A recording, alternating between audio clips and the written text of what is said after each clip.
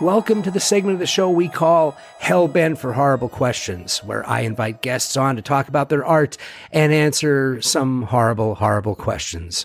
On Saturday, June 29th, the Egyptian Theater in Los Angeles will host Etheria Film Night. Now, Etheria screens the best new science fiction, fantasy, action, thriller, comedy, and horror films, in other words, genre films, directed by women. And leading up to the event, I'll be interviewing some of the filmmakers whose films are up for the audience and jury awards.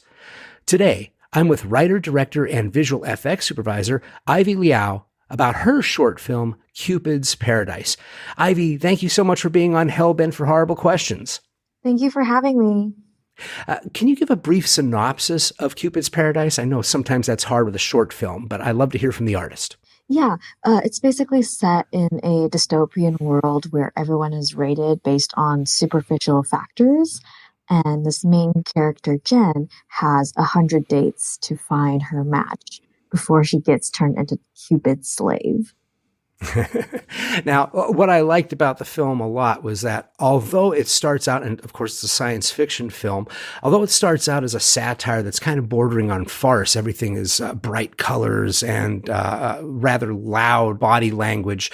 Towards the end, the energy changes to a tenderness and a human connection that's happening. What do you feel was the most important thing that you hope audiences come away with from Cupid's Paradise?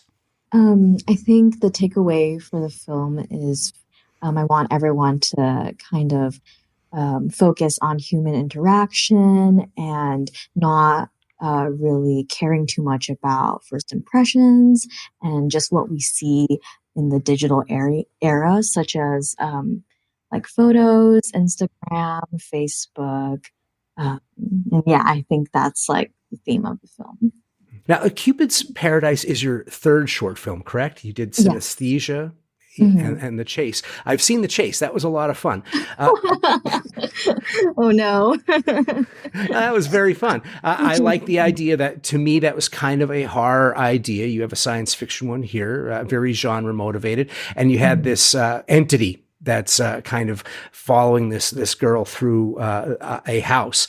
And do you find yourself drawn to certain types of stories or themes or images that make it into your films? Yeah, for sure. And I really appreciate you bringing up my past work too.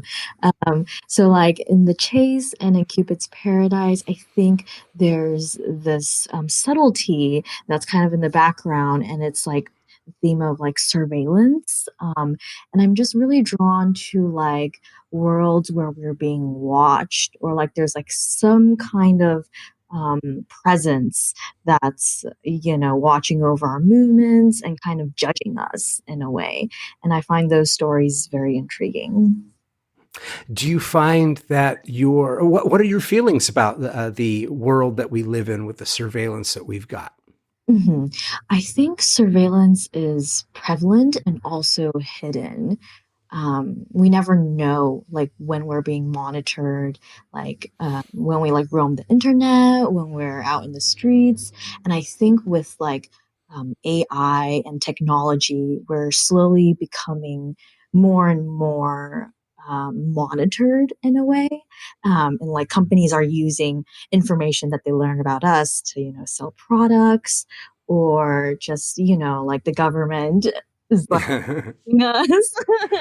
So it's like, yeah, I think we're definitely becoming more surveillanced in a way. Well, I think it's very interesting because I think in a way it's a very subtle thing, because I believe that by being more open about ourselves and talking more about ourselves in social media, we've allowed the line to move between what is personal and what is common knowledge about us. And so it's almost a subtle thing where we're allowing ourselves to be surveyed. And I felt that was kind of in your movie, Cupid's Paradise, because there's a desire to get a number system, right? There's to not give anything much away.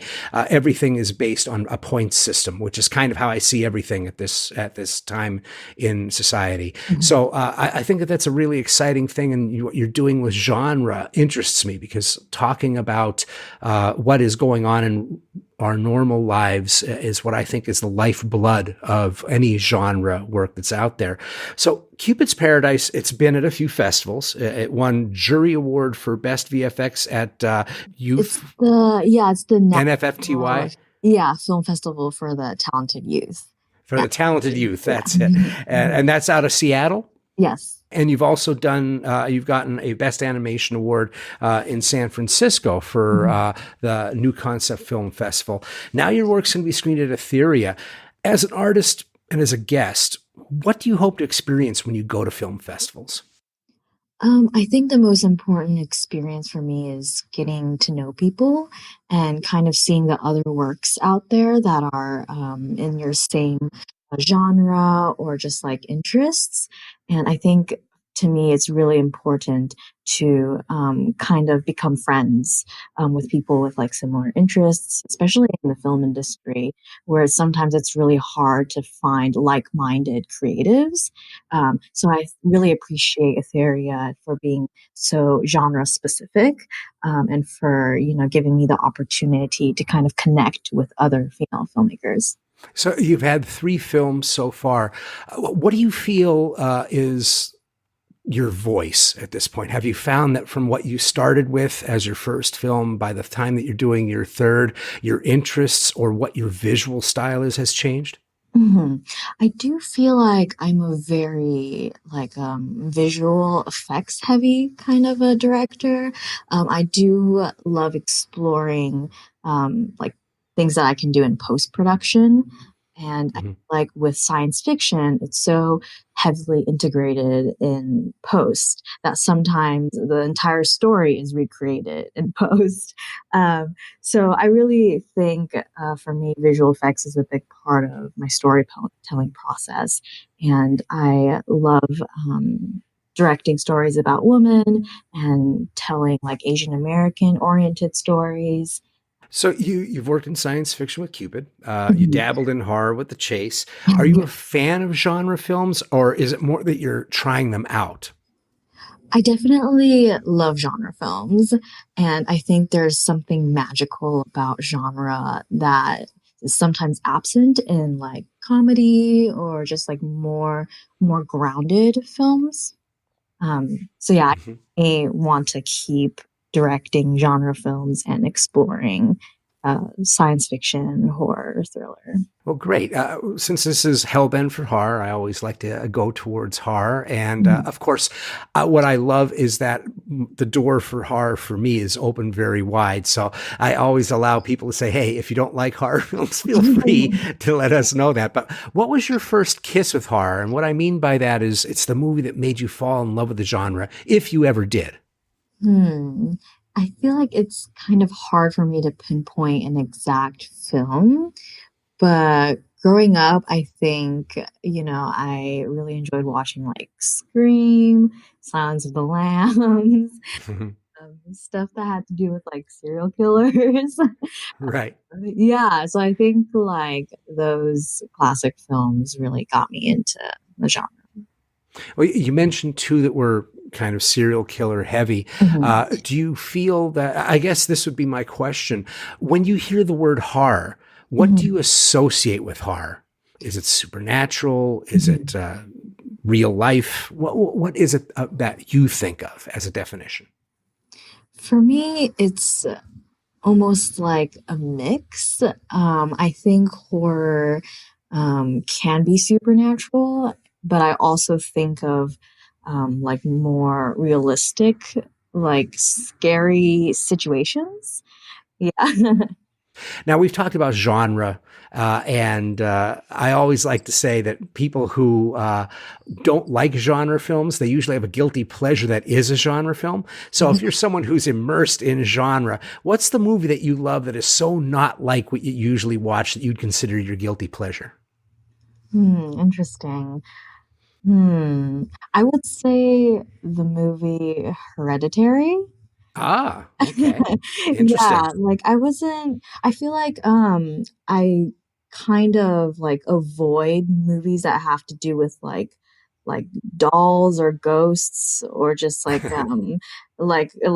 almost like the supernatural stuff.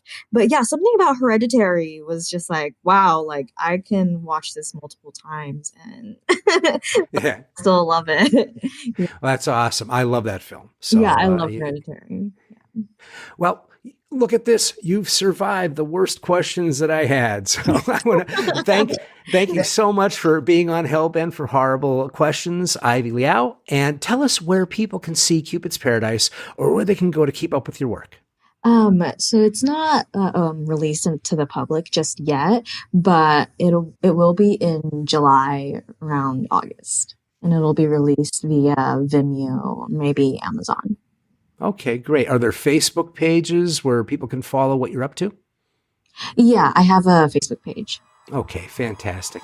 And I want to thank you again for being on and being such a fan. And I want to mention that the Egyptian Theater in Los Angeles is where Etheria Film Night will be playing. That's Saturday, June 29th. There are a lot of great films that are going to be shown. And I want to thank everybody for listening. And until next time, stay hell-bent.